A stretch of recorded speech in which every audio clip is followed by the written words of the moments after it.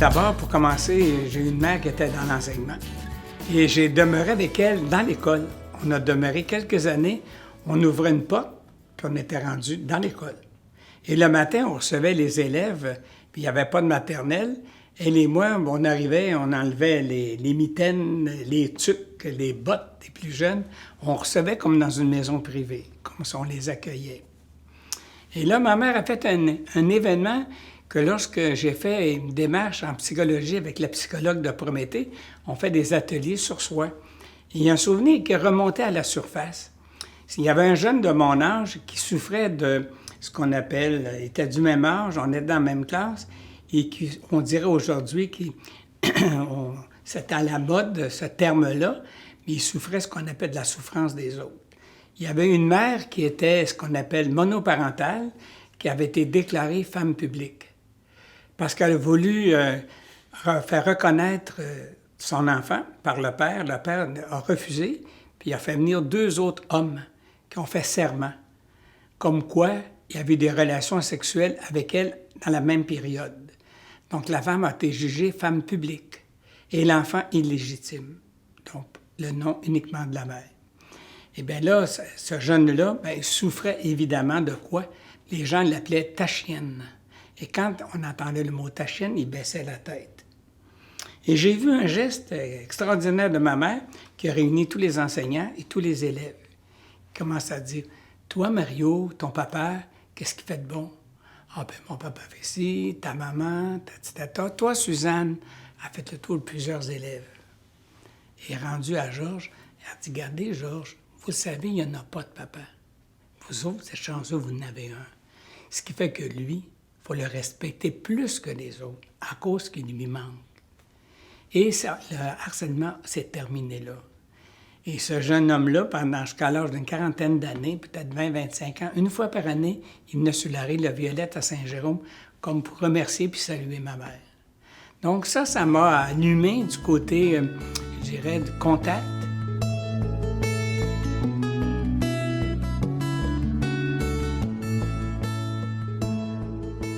Donc les élèves les plus faibles de sa classe, tous les jours, elle les recevait à la maison, soit avec un sucre à crème et puis des petits gâteaux. Et avec la permission des parents, elle faisait les travaux du jour. Elle faisait les revisions pour les examens. Et il y a quelqu'un qui s'est dit, la sœur supérieure des sœurs Sainte-Anne, lui, fait passer des examens à toutes les écoles de Saint-Jérôme. Et ma mère se trouve la première. Elle prenait les plus faibles avec les moyennes les plus basses. Donc elle se disait, les plus fortes, eux autres, je ne suis pas inquiète. Eux autres, là, elle ne les lâchait pas. Donc, comme on expliquait ça, elle se retrouve, et j'avais une tante qui enseignait au même niveau qu'elle, et puis la supérieure avait dit, écoutez, ne vous parlez pas de vos résultats, c'est personnel. Rendue à la maison, ma tante lui dit, elle se pensait première, fait qu'elle dit, la religieuse a dit, on reste ensemble, de toute façon. Ma mère a dit, non, on ne montre pas les résultats. Elle dit, montre pas les deux, on est 2 sœurs, ça n'a pas de bon sens. Ils sortent des résultats, ma mère était première et beaucoup au-dessus des moyennes, parce qu'elle s'occupait des plus faibles. C'est un procédé que moi, j'ai utilisé jusqu'à ma retraite, de prendre les plus faibles de ma classe. Et comme il n'y avait pas d'entente pour l'autobus, qu'on ne peut pas retarder les autobus scolaires, si c'était Saint-Hippolyte ou Saint-Colomban, j'allais les reconduire ou les parents venaient les chercher. Donc, c'est un processus qui peut s'enclencher. Donc, le jeune, on prenait une collation après 4 heures à Poly. Par la suite, maintenant, on prenait quoi? On faisait une revision, il y a un calme qui s'établit, on n'a plus de tension. C'était pas une tactique, mais je vous disais, c'est un moyen pédagogique pour entrer en communication en même temps. Bon, si vous parlez des études collégiales, j'ai commencé des études secondaires, ensuite au séminaire de Joliette. Donc, c'était des études classiques qu'on appelait. C'était moitié clerc Saint-Viateur, moitié clergé régulier, qui appelle séculier. Par la suite, je suis revenu à Saint-Jérôme parce que ma mère demeurait à Saint-Jérôme. Je suis revenu au vieux collège de Saint-Jérôme où j'ai gradué en 59, donc du côté scientifique. Donc, j'ai eu une base classique, puis après ça, une base scientifique. Pour terminer ensuite mes études classiques à Sherbrooke. Donc, ça avait tout resté présent dans moi. Mais moi, durant 5 ans, à 5 mois par année, je travaillais dans un orphelinat. Donc ça, avant, comment expliquer, ça m'a ouvert beaucoup les yeux sur... parce qu'il y a une partie, j'ai fait enseignement, puis une partie comme éducateur. Donc l'été rendu, qu'on était avancé le mois de juillet, avec des chaleurs d'été, etc., la canicule, là, j'embarquais comme éducateur. Donc c'est là que j'ai appris le plus important, que c'était la communication avec les jeunes. L'autorité n'était juste qu'un moyen, mais ce n'était pas l'outil principal. La première journée, évidemment, moi, j'étais à l'université, dans les vapeurs de l'université, les vapeurs théoriques, mais j'oublierai jamais la première journée, on m'a averti qu'il fallait que je sois autoritaire et dominant. Fait, j'ai dit oui. Ils ont dit, faut même que tu imposes physiquement ta discipline. J'avais une tante qui enseignait à côté de la classe suivante qui me dit, si tu es mal pris, on divisera le groupe. Je n'avais 12, chacun 6. Et là, c'était quoi? Leur donner une bonne, qu'ils appelaient une volée.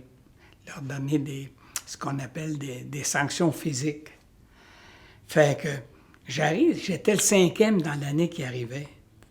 J'avais frappé la classe de cas, et c'était peut-être pour ça qu'ils étaient plus révoltés. Comprends-tu? Mais les filles, eux autres, elles allaient plutôt à Shawbridge. Il y avait plutôt un centre à Shawbridge. Et là, ils commencent à me huer, me chahuter, etc. Puis on m'avait dit qu'il fallait que je sois autoritaire. Puis je donnais un coup sur le mur pour avertir ma tante. Viens-t'en. On divise chacune rangée, on leur donne toute une volée. Et moi, durant, là, j'ai eu un éclair. Après qu'on leur a donné ça, là, moi, je me suis arrêté. Et là, je me suis mis à pleurer. J'ai dit, moi, jamais je vous retoucherai. Vous autres, là, pourquoi vous provoquez ça? Nous autres, c'est pas bien ce qu'on fait. Puis vous autres, c'est pas bien. Fait qu'on va s'améliorer tout le monde ensemble. Et j'ai eu 5 belles années que j'ai appris beaucoup de choses. À travers cet événement-là, ça a été fini. J'ai jamais eu besoin, ça s'est arrêté là. Moi, j'ai travaillé dans un collège privé pour jeunes filles d'éléments latins. Les cégeps n'étaient pas encore formés.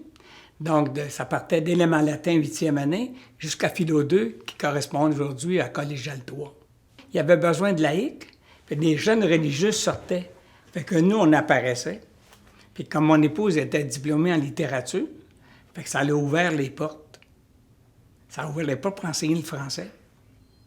Fait que eux autres, ça faisait leur affaire, puis nous, en même temps, ça nous ouvrait au niveau de l'emploi. Donc, c'était un collège, et ça a été une autre expérience, c'était plutôt intellectuel.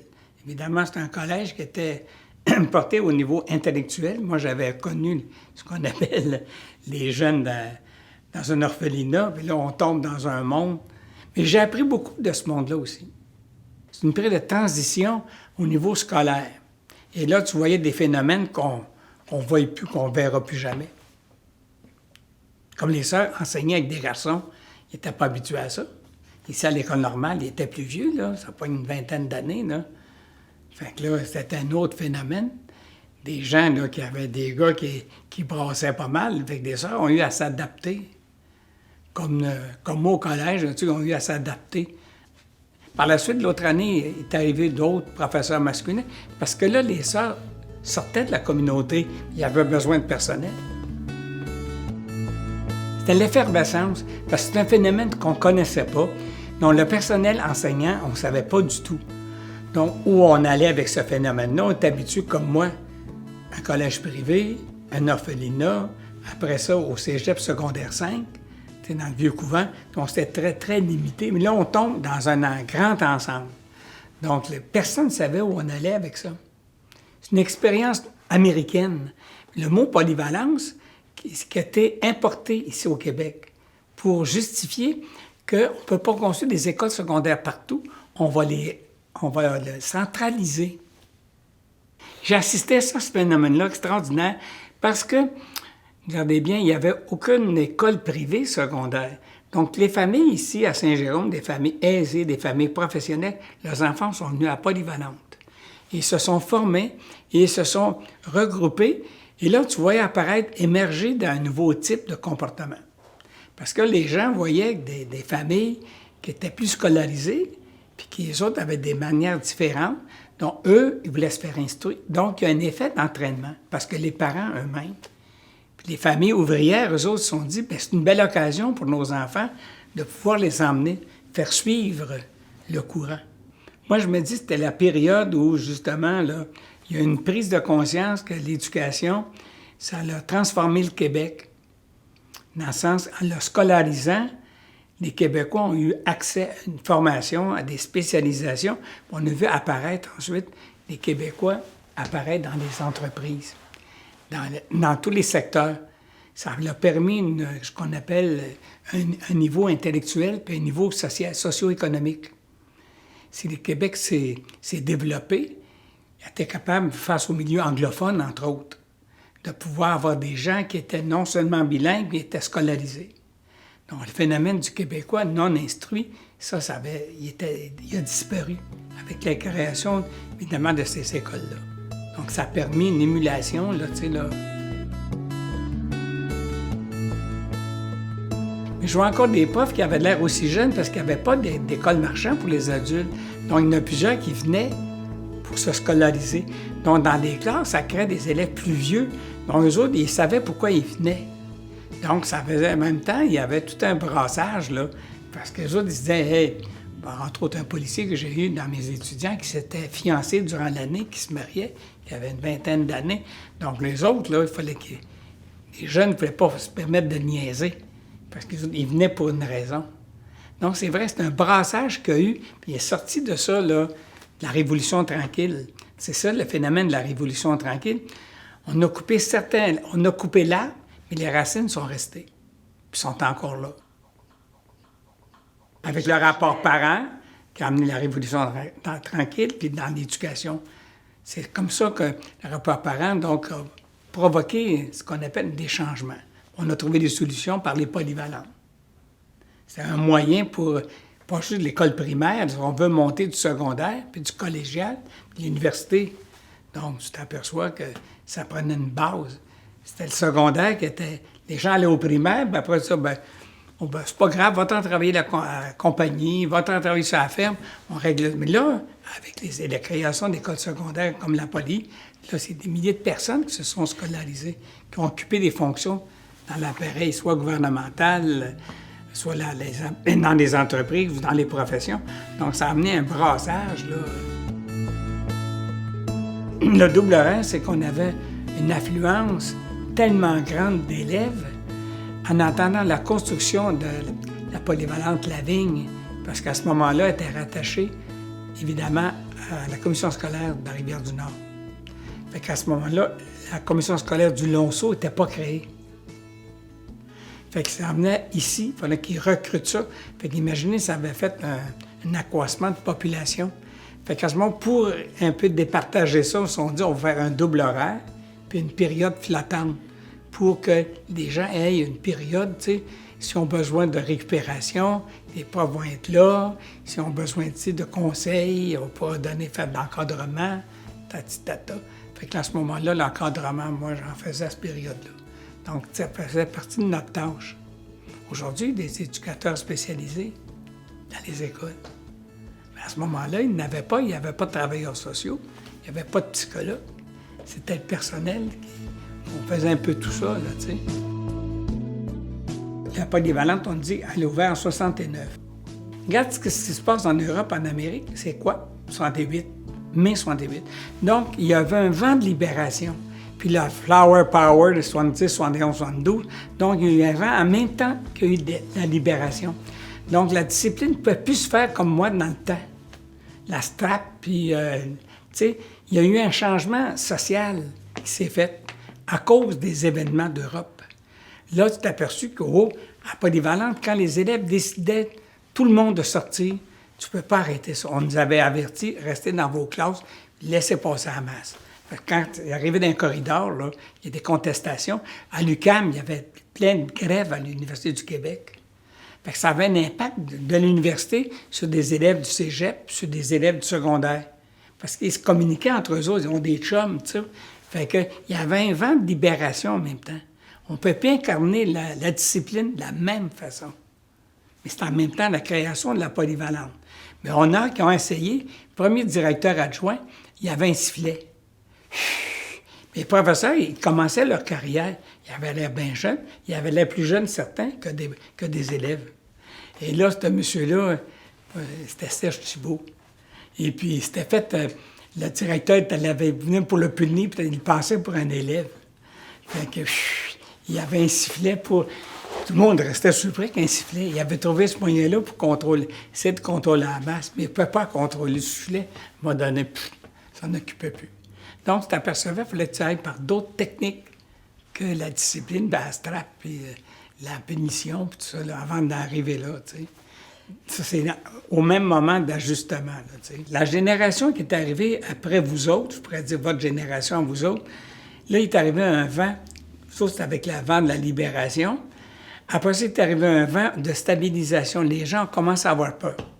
Et là, on a vu que dans la polyvalence, ça a commencé à serrer les cordeaux. Donc, on a mis beaucoup plus d'intervenants. Il y a bien plus d'intervenants de TES qui n'en avaient pas du tout.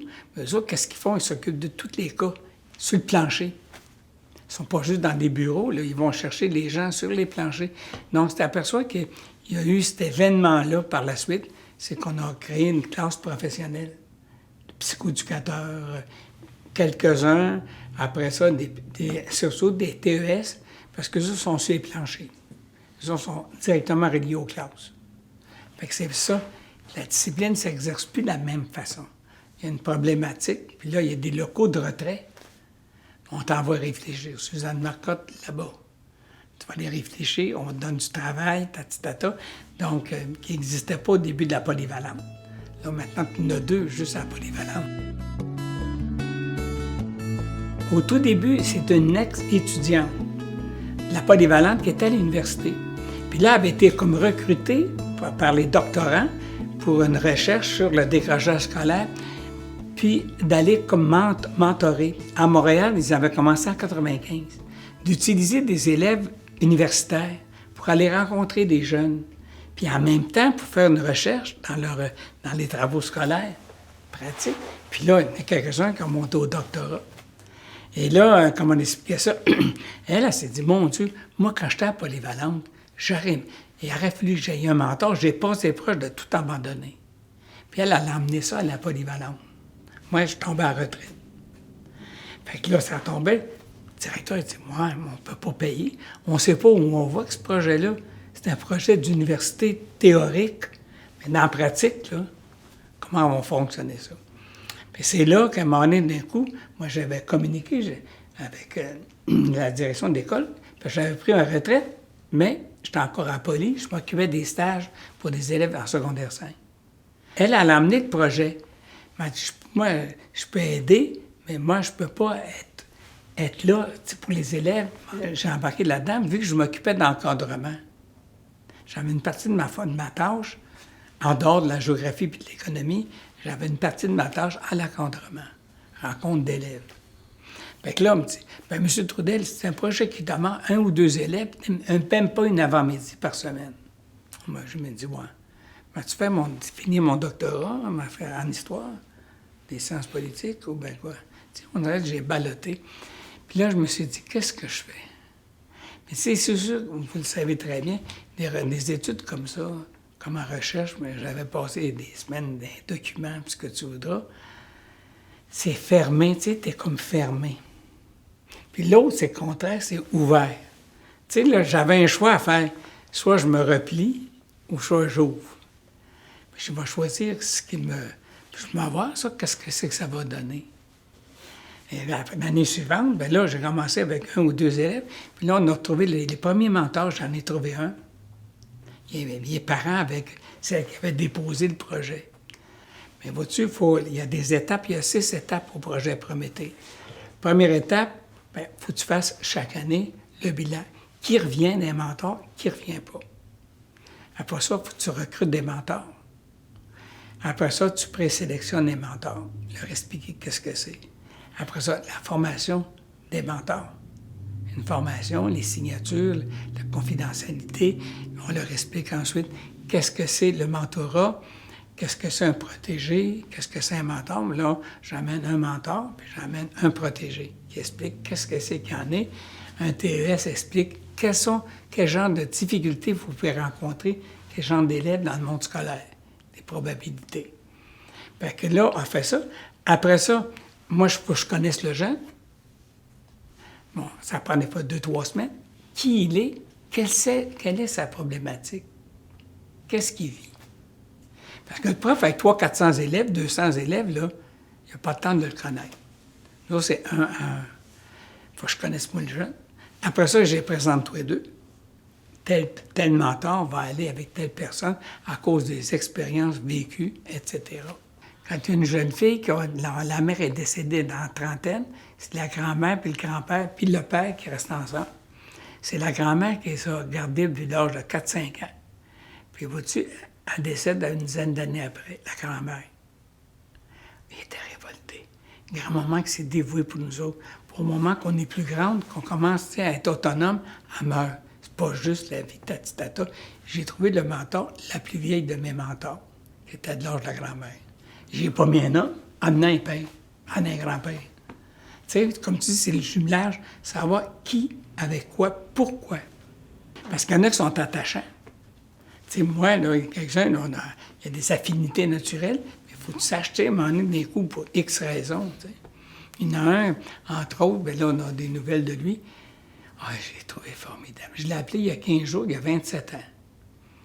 Puis j'ai averti la secrétaire qui était à Cap Jeunesse. Elle me dit, Monsieur Trudel, ce petit gars-là, là, il arrête toutes les raisons. Il est dans une famille d'accueil pendant 9 ans et demi, la même famille, par exemple. À 5 ans et demi, les parents ont placé les 3 enfants dans des familles d'accueil à DPJ. On ne veut pas que vous viviez dans la pauvreté. On vous met à DPJ. Et ils ne donnent aucune nouvelle. Noël, les anniversaires, Pâques, tout ce que tu voudras. Ce petit gars-là, là, il a pris ce que toute l'école avait de bon, tous les services qu'il avait de bon, il l'a pris. Il savait comment, par exemple, budget, son argent, ses études. Mon tati a dit, M. Trudel, il arrête toutes les raisons. J'en connais, là, ils ont toutes dans les mains comme parents, ils sont à côté de la traque. Ça me fait. Moi, j'ai mon gars, elle dit, il est moins bon que lui. Elle dit, mon gars, j'ai de la misère avec, puis elle dit, lui, il arrête toutes les raisons. Bien, j'ai dit, à un moment donné, tu verras les fruits de ça. Fait qu'il y avait un mentor, c'était un jeune mentor qui est encore mentor, qui avait un bébé dans son congé parental. Il dit, je pourrais-tu aller à l'école avec le bébé? C'était à la cafétéria, je dis. Puis le jeune, quand j'ai fait de la coordination, il m'a dit, moi, je veux être un bon papa comme mon mentor. Il a vu un modèle. Et là, il a fini son secondaire 5. Il a fait 2 DEP à Mont-Laurier, machinerie minière, forestière, qui sont complémentaires. Puis il travaille dans une mine en Abitibi. Il a une maison, puis il attend un bébé, il a 27 ans.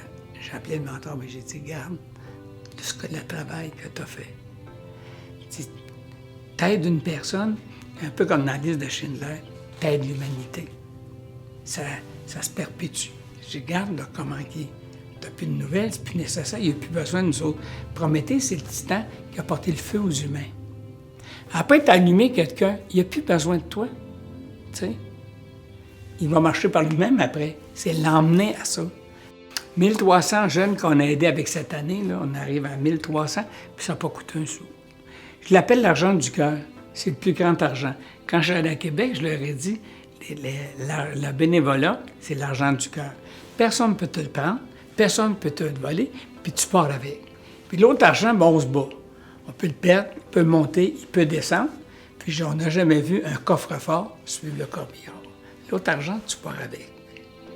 Tu as fait ta mission.